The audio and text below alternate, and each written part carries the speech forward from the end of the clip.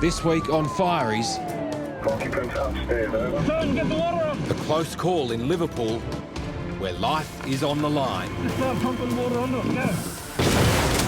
Where there's smoke What's on fire? What's on fire? and primed for anything. Well, I need to know what's in there. Sugar. And? Sugar.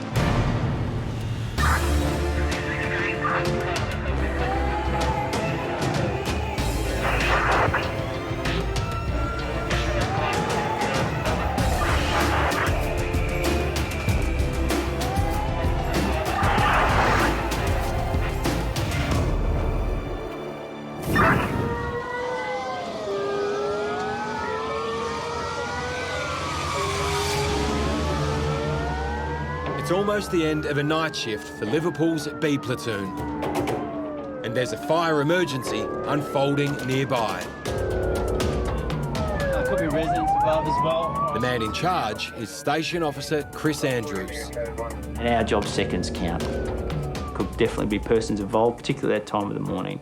So we know at that stage, OK, everything's got to be ready to go. When we get there, we're going to hit the ground running and engage. In the driver's seat, Irene is focused on a quick and safe arrival. You're with your crew for 10 hours on a day shift and 14 hours on a night shift, so you're essentially living with them. If you don't get on with them and don't trust them, then your job becomes very difficult. They'll be first on scene. At least 6 people live above these shops, and B platoon has no idea if they're trapped inside. Fire brigade, can I help you? Hi there, I'm just one of the passerby. I was just seeing the smoke coming out of one of the windows at Clarence Street. Whereabouts is that, in the city? Yeah, in the city, yeah. We have smoke coming from a unit. We have crews trying to gain access, and we are setting up a ladder for a viewing platform. We've got approximately 18 to 20 fireys here on scene. And look, that response is due to smoke coming from the building, also being a high-rise. You're better off going overboard with your response than underboard. See the unit just here? Okay, yeah. That's where it is. Got to try and get up there. So you need swipe card access. Swipe card? Yeah. Yeah, they've gone up in the fire stairs.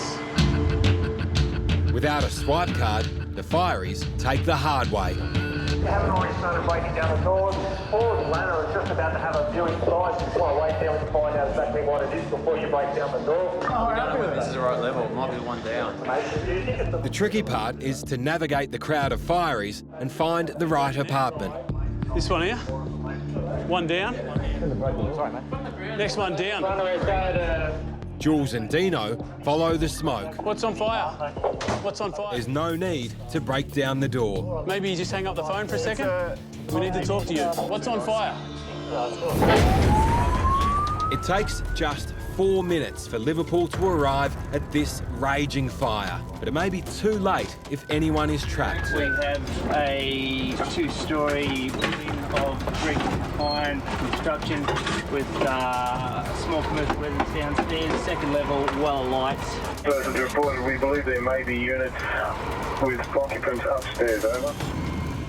Son, get the water up! It's on! It's too dangerous to go inside, so the priority is to make it safe enough to search. As driver, it's Irene's job to calmly get the water pumping. You're part of a team, and that stops you being anxious, really, about the job. It's on! It's on! I've got it at the bottom, right? We're going to get access through that door. You are going to 38 from the bottom through that window.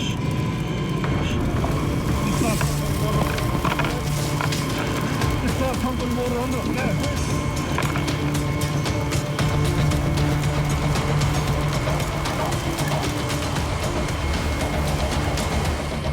It's at least 500 degrees in there. The smoke keeps igniting.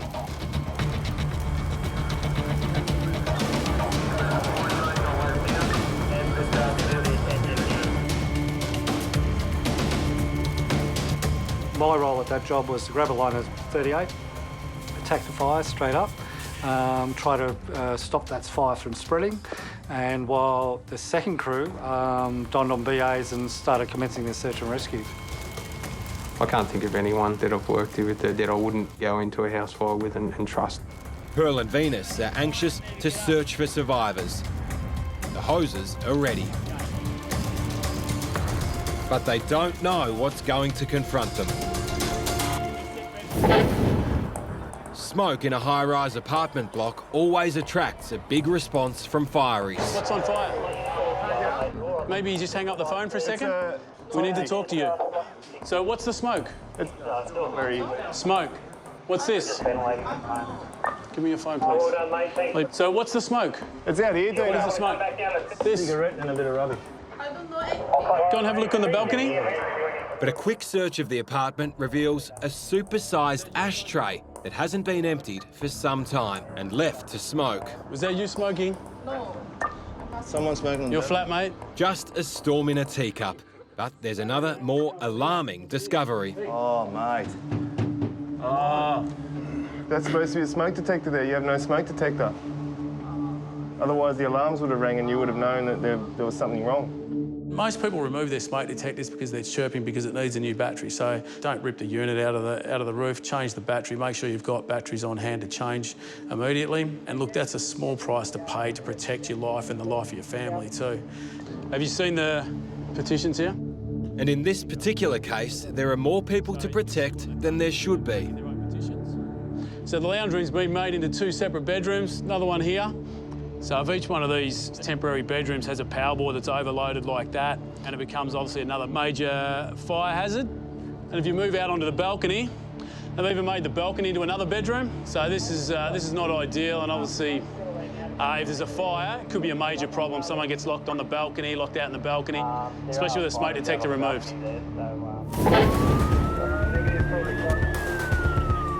Second pump is on the scene at Liverpool. Pearl and Venus have to carefully navigate through thick and toxic smoke to search for occupants.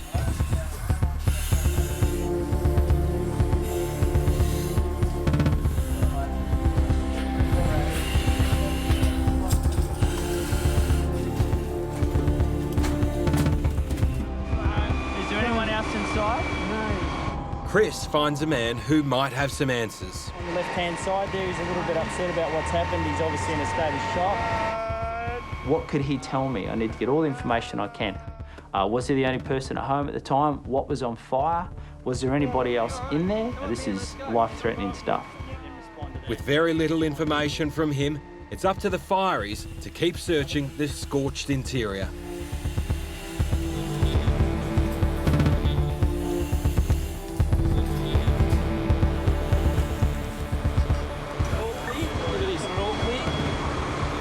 Confident no one is in either unit, Pearl and Venus check for hidden flames.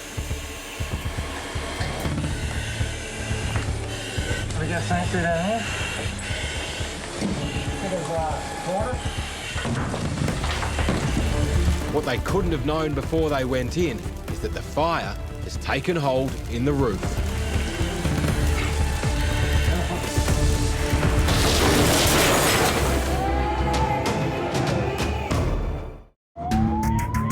Liverpool's B platoon is called to this residential fire around dawn. They manage to put out most of the flames so that Pearl and Venus can search the building for trapped occupants. Luckily, no one is inside. But the danger is far from over. The fire is burning in the roof. Knocking the ceiling down here on top. There is a certain level of risk. You need to be able to trust the people that you're working with, because at stages, obviously, maybe they have your life in their hands, so it's important to be able to trust them and their skills.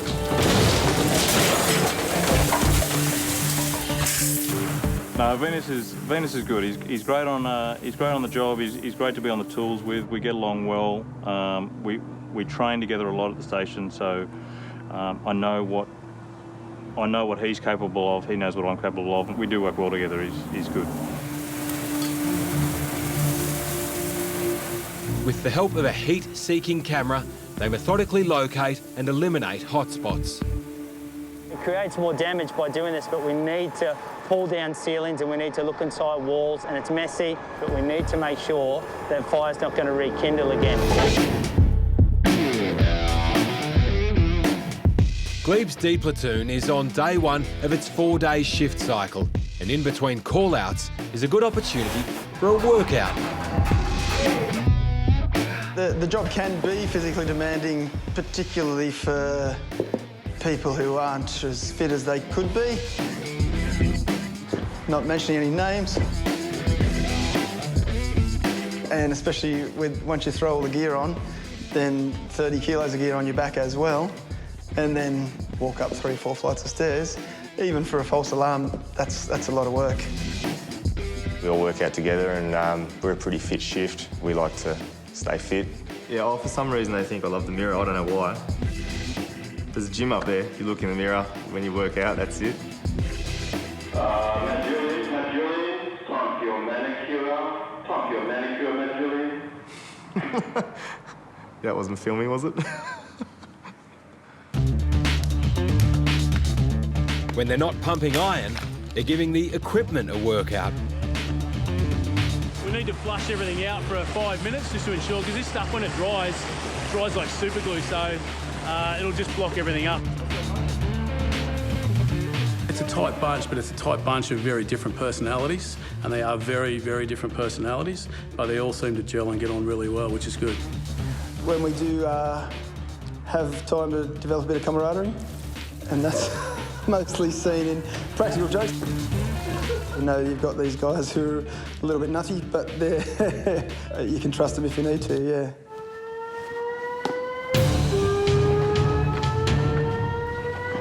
When that alarm goes, you kick into gear, and obviously still your mates, but they're work colleagues as well, so that's when you got to start switching on and do your job.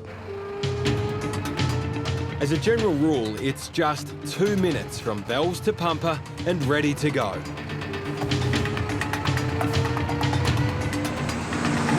This morning's first call-out is an automatic fire alarm at a high-rise university campus. Look, working in the city, you get used to going to a lot of automatic fire alarms. A system that automatically detects either heat or smoke or fire or all of the above, and then sends us a message to say that there's a possible fire or smoke at this location. We respond to more automatic fire alarms than anywhere else in Australia. So it's quite busy.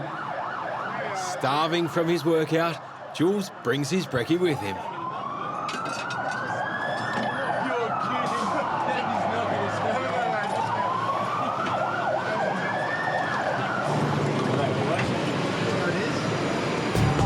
Automatic fire alarms aren't always the trivial matters that they seem, because I've been in a number of places where it's just come across as an AFA and it actually has been a fire. And we're lucky that we were there and were able to put it out. Because if you had that blasé attitude, oh, AFA, anything could have happened. At Liverpool, Pearl and Venus have put the last of the fire out.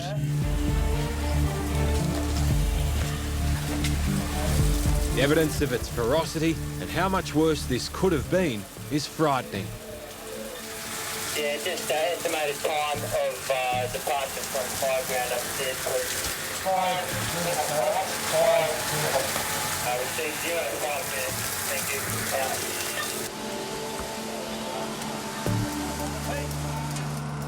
You guys going to be squeezed in the hallway? You guys squeezed in the hallway? Now that a deluge of water has done its job, the flood left behind has to be dispersed. The mission now is to find out how the fire started. The reports from police are that the gentleman that we assisted who came out of the fire, he said that he lit some newspapers on the inside and that he was cold. Clearly it's the middle of summer and I'm sweating a lot underneath this set, I can tell you. But clearly it's quite warm. But we need to determine where the fire began, regardless of him saying that, and make sure that it all lines up. Investigator Michael Forbes arrives on the scene 3 hours after the emergency call. It should be a straightforward investigation, but he needs to keep an open mind. I go to fires where they do start in strange places, and you've got to be aware of that. And what he does find is terrifying. Every combustible surface in this lounge dining area is starting to get hotter, and it will actually auto-ignite.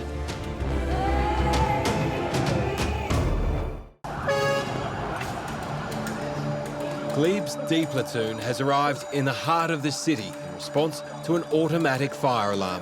Without obvious smoke or fire, Dino, Jimmy and Jules set off to find its source. Function room. There we go. Got kitchen area and wine cellar. Jules?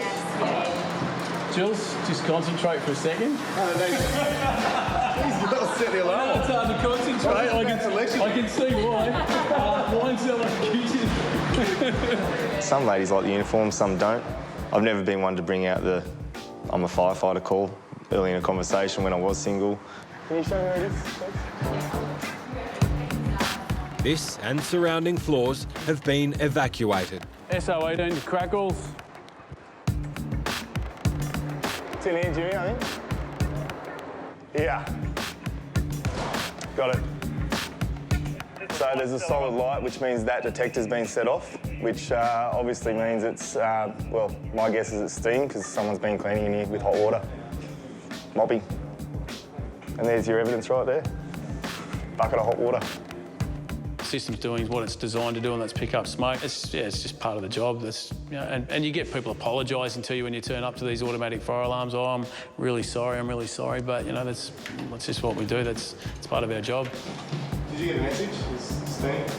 Yeah, all good.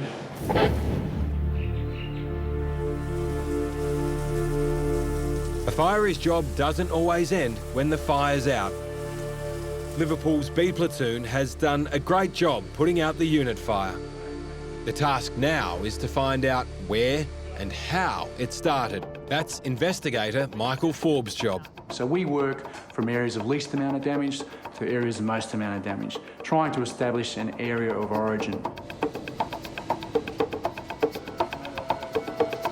The two units share the same entrance, have a similar layout and a common wall. I went into Unit 2. Unit 2 showed that there had been exposure damage, so fire had come into that unit via the ceiling, and so it allowed me to eliminate Unit 2 as the origin. Well, then I started an internal examination of Unit 1. And there was bedrooms off to the left, and these bedrooms showed soot damage, smoke damage, but no real heat damage or flame damage. At the entrance to the lounge kitchen, there was a V pattern pointing up the wall, away from the lounge kitchen. And this indicated that the area of origin for the fire was the lounge kitchen. Now, the wall on the northern side, a render had fallen off. That showed me that this was a significant area of burning. At this stage in the investigation, I was pretty happy that this would probably be the point of origin.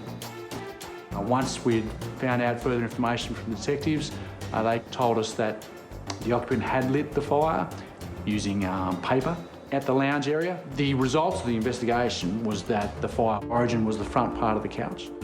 As the fire has progressed on this couch, smoke, thick black smoke, would have gone up to the ceiling and spread laterally. And every combustible surface in this lounge dining area is starting to get hotter, and it will actually auto-ignite. And this is what we call flashover. So you're looking at temperatures over 600 degrees Celsius, sometimes 1,000 degrees Celsius. You cannot survive in a room where a flashover has occurred. At this incident, we were lucky that everyone got out and no one got hurt.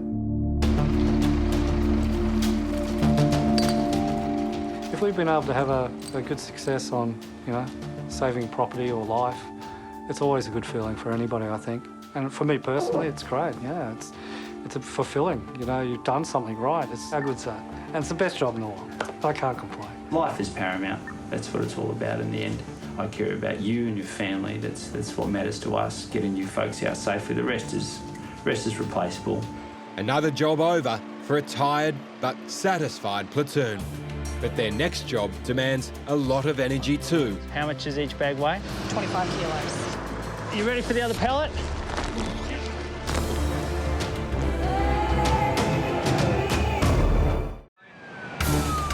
Liverpool is heading to an overturned truck on a Western Sydney highway. It's a hire truck. Yeah, mate. You're the driver, sir? You're okay? Yeah, I'm fine. Where's the passenger? Passenger's over there with the lady. The lady in the blue? Yeah. She's all right? Chris wants to be sure of the truck's contents before he opens the back. No, well, I need to know what's in there. Sugar. And? Sugar. Nothing else? No. No oils, no pallets nothing of like sugar. that? Inside the thing of the truck is 3 pallets of sugar. Each Yeah. pallet has 48 bags of sugar on it and it's shrink wrapped. How much does each bag weigh? 25 kilos. That's more than 3 tonnes of sugar. So say 50 by 25. Just climbed out of it. I know. What I'm saying is, that's why your truck tipped over. Your load's moved. It's thrown your truck over. So if we try to right the vehicle, it's probably going to pull the side out of the truck. So it's going to have to be unloaded. Stand clear, Dan. You got it? Chris also detects a leak. Like, there's a bit of a spillage, is there? Yep. Yeah, it's cooling. Well, in that case, we'll wait until they right the vehicle.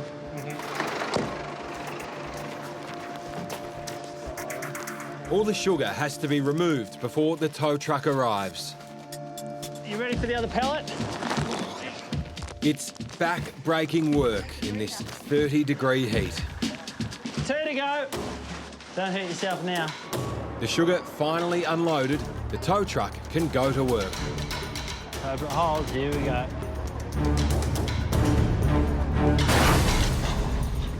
Once the cable's slack, we can get some absorbent on.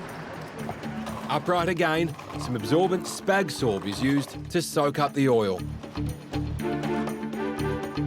With that done, B Platoon's job is finished. They can head back to the station.